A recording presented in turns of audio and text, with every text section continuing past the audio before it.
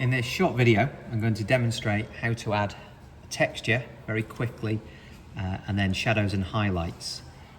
So what we need to do is insert a photograph underneath our inking layer. So let's find our inking layer, which is this one here, inking 4, as you can see. I'm going to add it here. So I'm going to insert a photo and I'm going to go to my albums, and I have textures for Procreate album. I'm going to scroll down. This is one that I've selected from Google Images. I'm going to pick my texture. I'm going to zoom out, move my image like this. And what you'll see is that my image has been inserted above my inking layer. So I'm going to hold my finger down on it and drag it below my inking layer. Now I can resize my texture by using the arrow and just moving it around. So you can decide if you want, in this case, you want the center of the circle to be in the center. You could of course do it offset. It wouldn't necessarily look great, but you can choose to do things like that. So I'm going to reduce the size of mine ever so slightly, like so. Then I'm going to go into my inking layer. I'm going to use my automatic mask tool. I'm going to pick the center of my circle. What I want to do is just check the threshold. So let me just, as you can see, if I do that, it's too much. So that looks about right. Then I'm going to go to my inserted image here. But before I do, because I'm going to cut this would remove this bit, and this is the part that I want. So what I need to do is invert my image. So I'm going to go hold my pencil on the mask tool. I'm going to choose invert here. Everything else goes blue, leaving that. So that shows me what will happen. I then go and select my image layer, put my pencil down, drag 3 fingers down and choose cut. So now by cutting, I've removed everything that I don't want. What we can then do, ideally, is add a new layer for shadows and a new layer for highlights.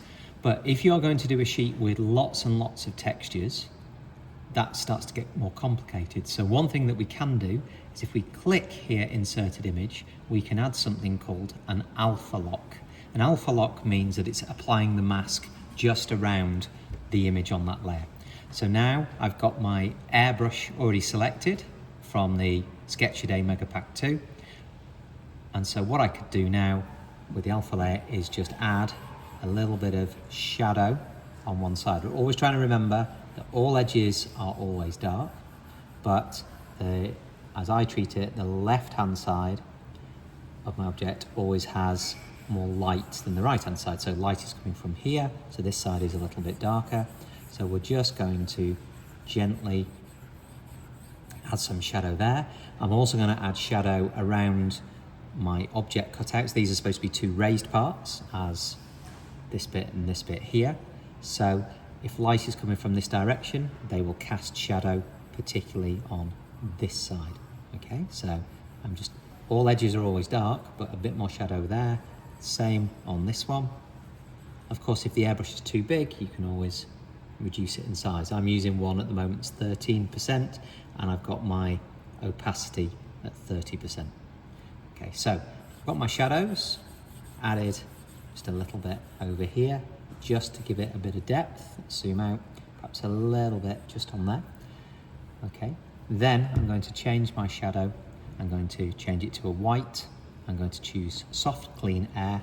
On this I've got quite a narrow small size brush there at 2%, and my opacity is fairly bit higher, so I'm going to just ramp that up probably to about 40%.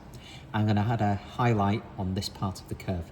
So one of the nice things that we can do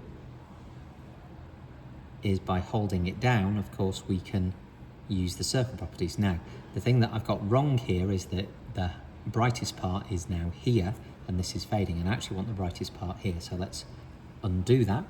Let's start over here, press a bit harder, now press it a little bit more lightly, hold it down, and now let's choose edit the shape. And what I can do is move my highlight area closer to my edge, just increasing the size of the circle, something like that, and then come out. Then what I could do is add another photo. So insert my photo. Let's go here into my albums. Let's go to my textures. Let's choose, in this instance, I'm going to choose an aluminium one. This is just to show you another version. So here's my aluminium one. Let's slide it around. That's just going to resize. Okay, like this. I'm just going to resize it. So this is going to be the outer rim. So I'm going to try and move it roughly to the middle, something like that. Make sure, of course, that is underneath my inking layer, which it is. So now I'm going to use my mask tool, pick on my inking layer. With my mask tool, pick this area. Okay, just make sure I get my threshold correct. Then I want to invert. I want to go to this layer, 3-finger drag down, cut. Leaves me with that. Let's apply an alpha lock. Let's go to my brushes, dirty air, black. Let's do the same process. Okay, so all edges always dark. Let's just add a little bit of depth on the outside as it comes further around this side, and then we also want to add a little bit on the inner bit. Now, if you're finding on this bit, of course, that the mask is too big, the airbrush is too big, you can always undo, reduce in size, and do that. I'm doing this very crudely right now, but you can see the process. Then again, clean air, choose white. Let's add, highlight, perhaps something like that, edit the shape, should we want to, and there we go.